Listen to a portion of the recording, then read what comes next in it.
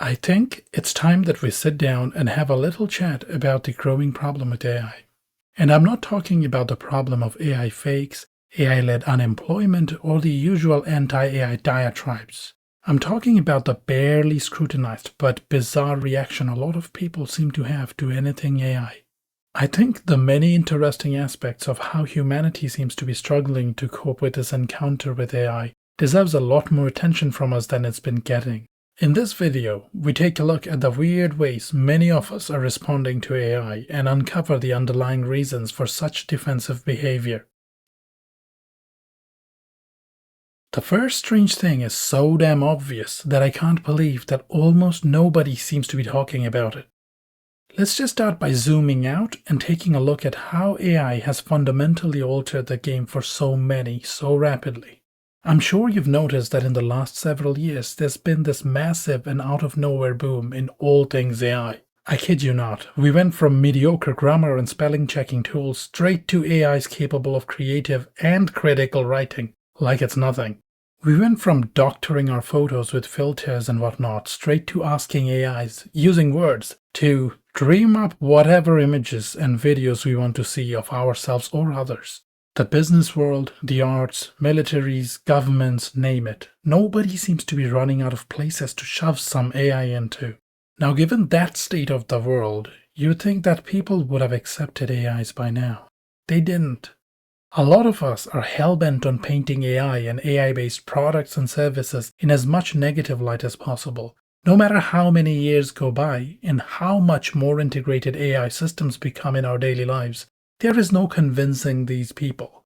To them, somehow it is all a fad and we will return to their good old days, right after the impending AI bubble bursts. Now don't get me wrong, I don't disagree that there are bubbles in there that will almost certainly burst, but that is true for any new and up-and-coming technology. Whenever we stumble on new things, there's often a gold rush. The part I don't understand is how that bubble disproves this new thing's viability and capacity to change the world for good. Think about the dot-com bubble.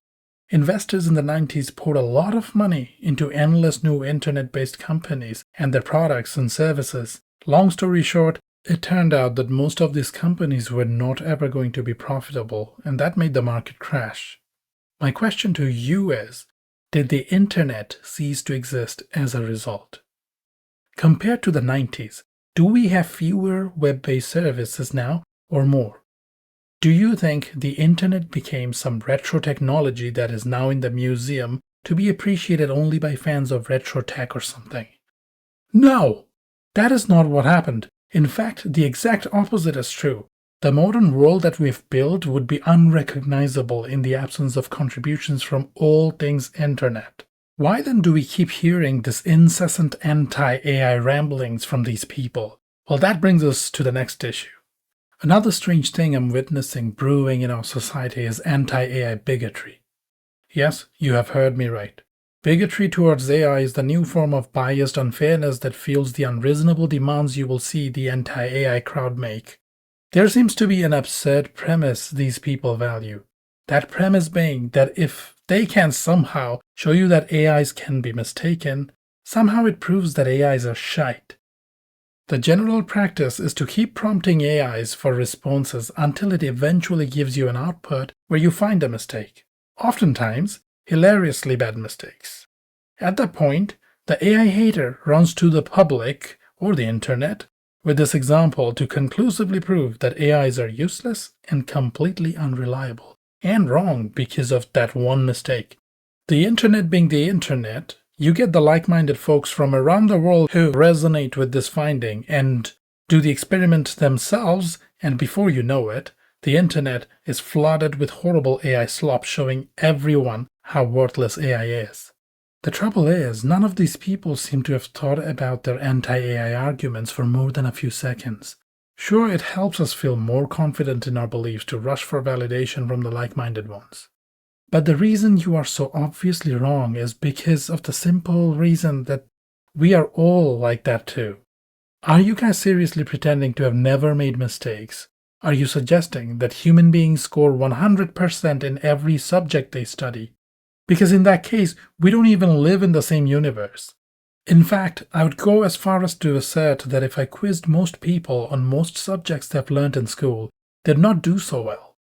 But I think that is absolutely normal and understandable and never ever proves that these people are unintelligent or worthless. Why then do we hold AIs to such unreasonably high standards to prove their worth? AI is in its infancy. Do we roll our eyes when a child learning the alphabet confuses some letters for others? Or when they mispronounce things or give us an inaccurate fact because they misunderstood a concept explained to them? Hopefully not. Most people understand that learning takes time. We fully accept, therefore, that one shouldn't refuse to acknowledge the capability or merits of a person simply because they're also capable of those blunders. Why then do we judge AI so harshly? Well, that brings us to the next chapter. I know this might rub a lot of people the wrong way, but I think it is time we are honest to ourselves and just say it like it is. We are insecure. We are afraid and we are very scared.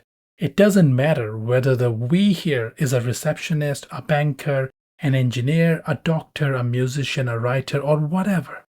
We have all been thoroughly challenged to our core by the advent of this new technology. The world that we built thus far taught us to label and grade ourselves based on whatever skills and talents we can bring to the table. In that market, the worth of a person and what they deserve in life readily boils down to the sum totality of the skills and talents they can offer. Humanity as a whole ended up investing large proportions of its resources into ensuring it can keep feeding that market with the supply of talent it keeps demanding. It was actually a pretty good deal. We feed the market, that grows the economy, and the use and recognition of our skills and knowledge results in both financial and life satisfaction in general. Sadly, that is exactly where the insecurity creeps in. I did cover exactly this problem in a previous video of mine, but for the sake of this video, let me repeat myself a little. We created this world very much intentionally. We told each other to bank on the pursuit of excellence in intellectual labor instead of physical labor. We were convinced that machines cannot challenge us in that domain the way it did so when it came to physical labor. Yet now, after all that devotion to that strategy, we had to wake up one day and face a whole new reality. A reality where it didn't matter if we prided ourselves in making visual effects, writing articles, creating sick beats, coding and programming, etc., etc. We woke up to realize that what took us weeks to put together can be done in seconds by some AI already. We also know well that the overwhelming majority of people we did businesses with previously are not going to rely on our skills anymore. We know that people will simply lift up their phones and take a selfie and have it put filters on it, instead of contracting the local photographer with his fancy cameras, Photoshop skills, and film and media degrees. We know that nobody, including us, cares that the photographers spent decades building their knowledge and skills and spent a fortune to have their skills. That is why we are afraid. We can see the exact same happening to us.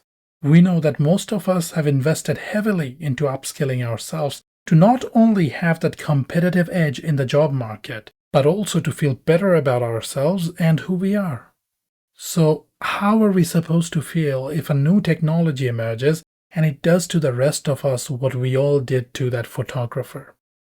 In short, and put simply, I believe that much of the anti-AI hatred and bigotry is deeply rooted in our fear of being replaced and rendered worthless.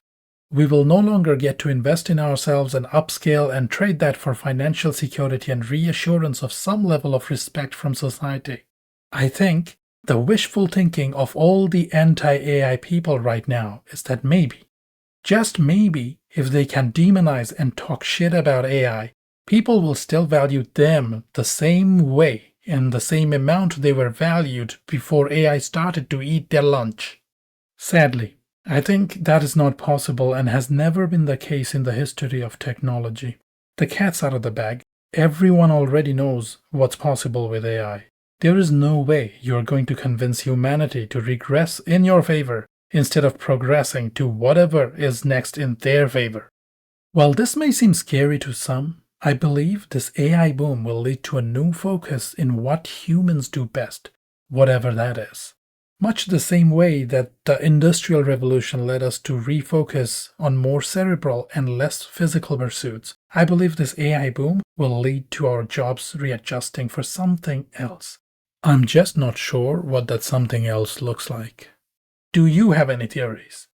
If you enjoyed this video, please consider checking out my other videos. As I said earlier, I also have another video on AI that I think complements this one a lot. Please do not forget to leave a like or a comment and subscribe if you want to support content like this. This has been the Scientalist. See you in the next video.